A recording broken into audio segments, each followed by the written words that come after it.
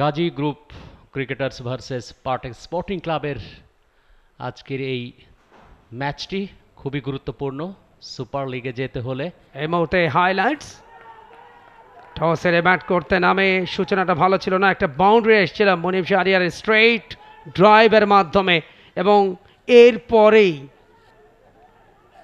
এগিয়ে এসে শট খেলতে যান আউটার এজ হন মোর্শেক অন্তরে স্লোয়ার বলে এবং সেখানেই উইকেটের পতন এবং এরপরেই একটা চমৎকার পার্টনারশিপ রচিত হয় 101 রানের সাদেকুর এবং ক্যাপ্টেন এনামুলক বিজয়। সাদেকুর কিন্তু 6 রানে লাইভ পেয়ে যান, ইয়াসিন মুনতাসির ক্যাচ ছেড়েছিলেন লং অফে এবং এরপরেই দারুণ কিছু শর্ট সিলেকশন, দুর্দান্ত কিছু চার, চমৎকার পুল টেনিস ব্যাটে এবং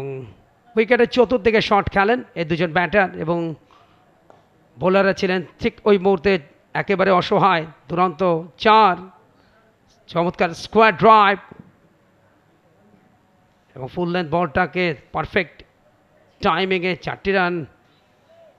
আদায় করেন এবং পরবর্তীতে স্টাম্পিং হয়ে যান ইয়াসির এবং জোড়াঘাত আনেন 2 ওভারে এবং পরবর্তীতে একটা রিভার্স সুইপে দারুণ একটা বাউন্ডারি পেয়ে যান এনামুলক বিজয় এবং পরবর্তীতে তানভীরের বলে কুইকারে প্লে ডাউন হন, ব্যাটে লেগে বলটা স্টাম্পে আঘাত আনে এবং এরপরে আরও একটা পার্টনারশিপ আসে পঞ্চম উইকেটে, যেটা 80 রানের শামীম মিয়া এবং সাব্বির হোসেন খান তাদের যুগলবন্দিতে এবং এই দুজনে কিন্তু 250 রান ক্রস করে দেন এবং দলের পক্ষে 53 রান ইনিংসটা খেলেন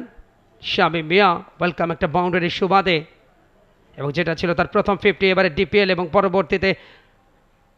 লেগ টার্নে বোল্ড হয়ে ফিরে যান 53 রান করে, বাট তোফায়েল এসে স্লগ ওভারের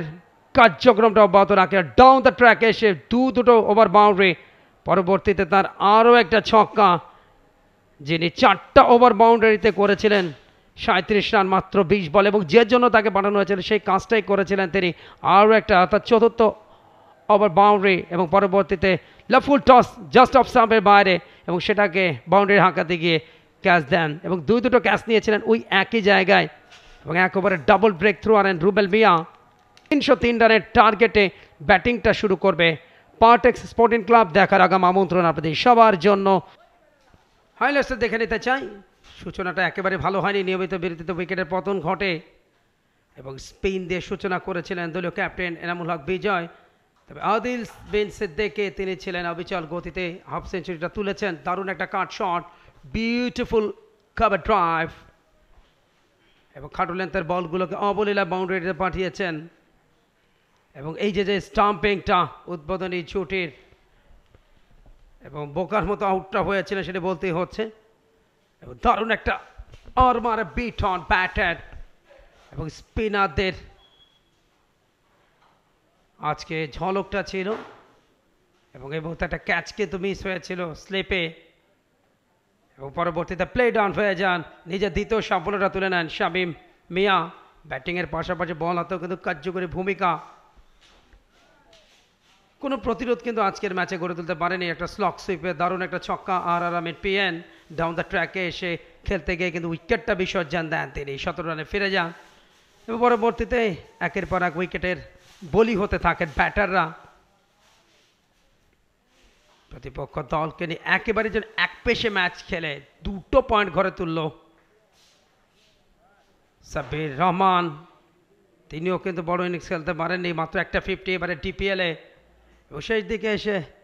কিছুটা করার চেষ্টা চালিয়েছিলেন ব্যাটাররা কিন্তু সেটা যথেষ্ট ছিল না, যেখানে টার্গেট 303। এবারে